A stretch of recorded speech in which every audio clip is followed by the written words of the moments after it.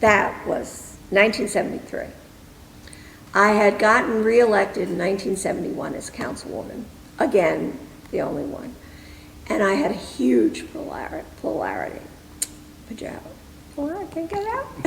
I had a huge victory, bigger than everybody. And they wanted, so people wanted me to run for supervisor.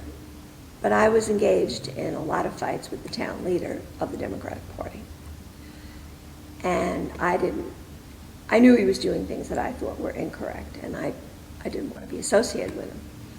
So first I had a primary, because the party put up a ticket against my ticket. So I had my own, I picked my own ticket. It's called Team Bachety. And we won the primary overwhelmingly. So things look good, right? All the polls the Republicans took, everybody took, I was right at the top. Was polling new? Brand new. First polls were in there that I remember were around then. We used to do phoning, but that's not a poll. So this was different. I was very popular. But there had been an issue that we were discussing in the town for a year before the election.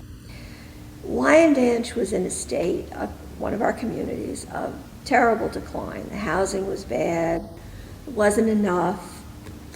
So a group had come forward and they wanted to build a housing complex that would have affordable housing, some low-cost, regular housing.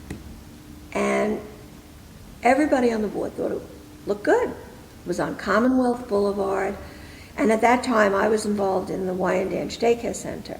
We had some dynamic people over there who really had a vision, and I was fortunate enough to work with them. So this would have given Commonwealth, this whole kind of neighborhood character. So we're all for it. But it was in Wyandanch. And it immediately became a political issue. And it was bad, but not terrible by the time we got to the election.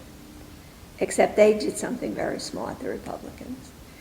They forced a vote on it prior to the election, a month before. So I assumed, morally, that's what we were doing. We had committed to it, we were going to do it, and I voted for it.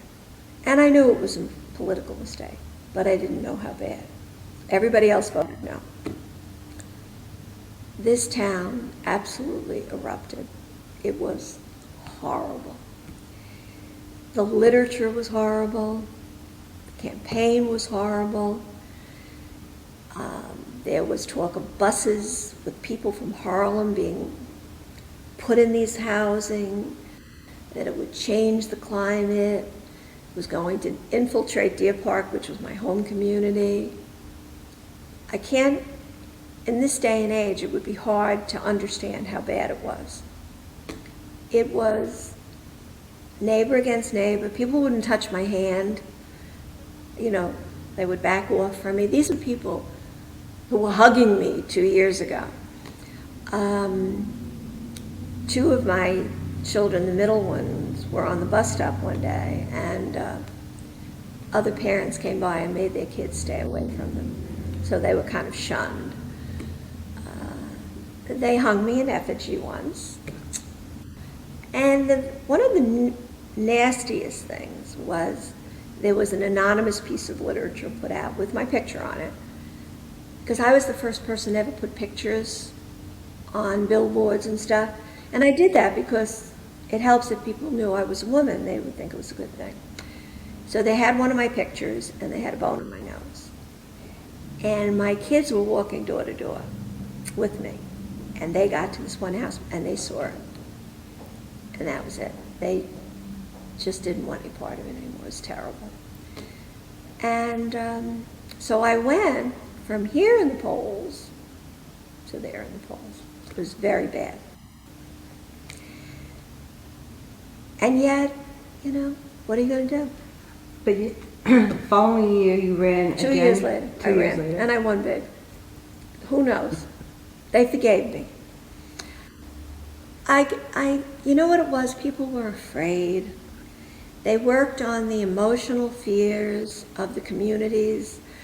And when people's livelihood and their future is locked in their home and the value of their home, fear comes in. And there was still terrible, terrible racism existing there. So that was probably the worst campaign I've ever been in.